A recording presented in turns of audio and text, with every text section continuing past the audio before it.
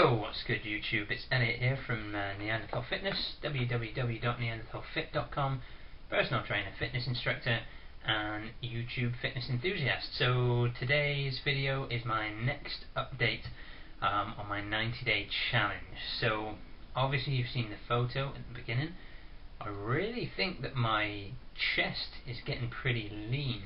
I don't think it's massively clear in that photo due to the lighting, but my serratus is certainly starting to become more visible, and I've definitely got my little V lines down, pointing down towards the crops there back. So it's coming off my chest and lower before it's coming off my stomach, which kind of sucks. But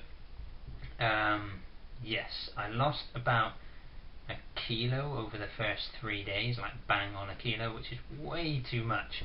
I knew that would probably be the case because I wasn't eating, I was eating well, like fish and vegetables and everything. I wasn't binging on crappy empty calories, but I wasn't eating enough because I hadn't been food shopping. So I've been food shopping today, got me some beef on deck, got me some turkey, got me some gammon, so some higher fat content, more calorific meats, loads of veggies, eggs and fruit and stuff for the morning. So it's all back on deck.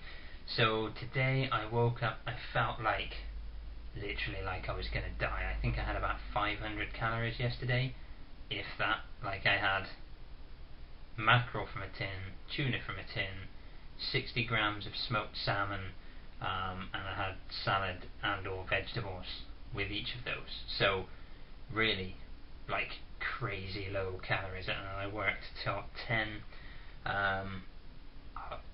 I was exhausted, really bad, terrible night's sleep, and when I woke up this morning I felt so ill. So today I had a refeed day.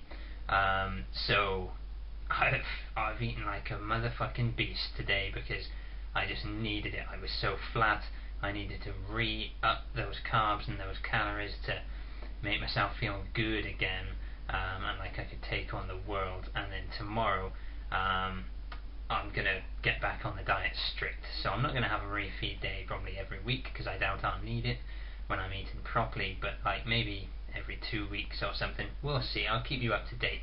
So let's go through what I ate today on refeed day because it's freaking awesome. So I had, there was one of those pano chocs left that I mentioned in the other video, so I had me a pano choc this morning first thing because I felt so shit when I woke up. I just needed those carbs in me. I knew I did, so I ate that.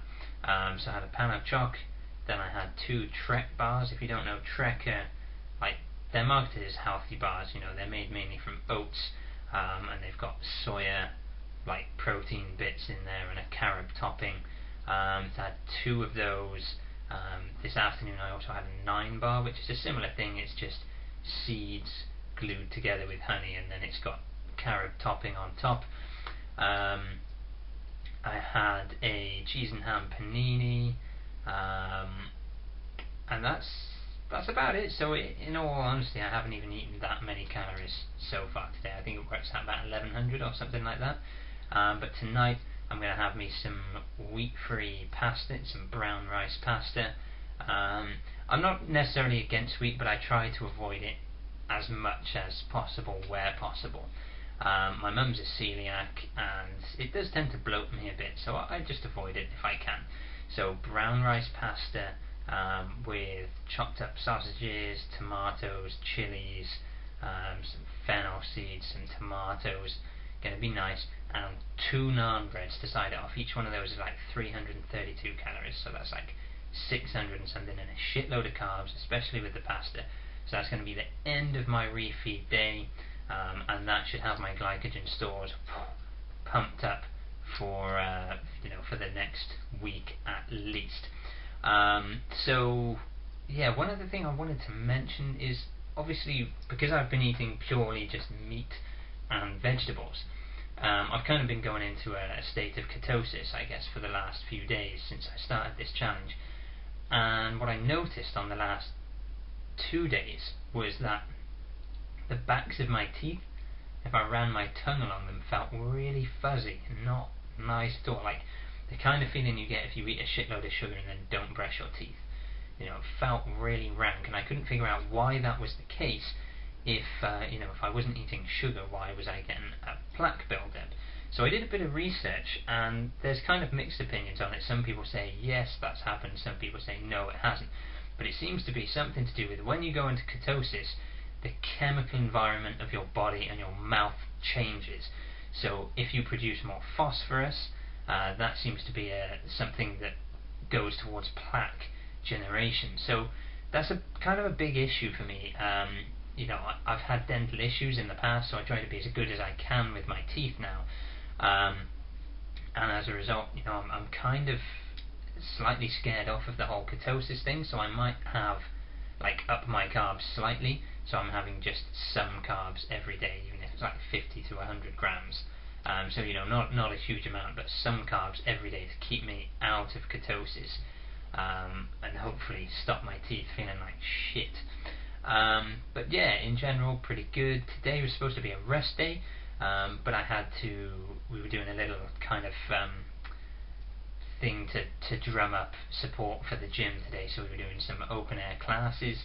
I had to take part in one of those, so absolutely beasted after. I did 130 lunges in yesterday's workout, doing all kinds of squats and sprints and stuff in this circuit today. Absolutely blasted me. So tomorrow will be rest day, and I'll film one of my workouts next week to make these videos a little bit more interesting. So please like the video, please comment, subscribe, to see the rest of this transformation. If you could kindly comment down below and tell me what you'd like to see in these daily updates. So I want to keep the daily updates coming throughout the 90-day challenge, but at the same time I don't want you guys to get bored of me just sitting and talking to the camera.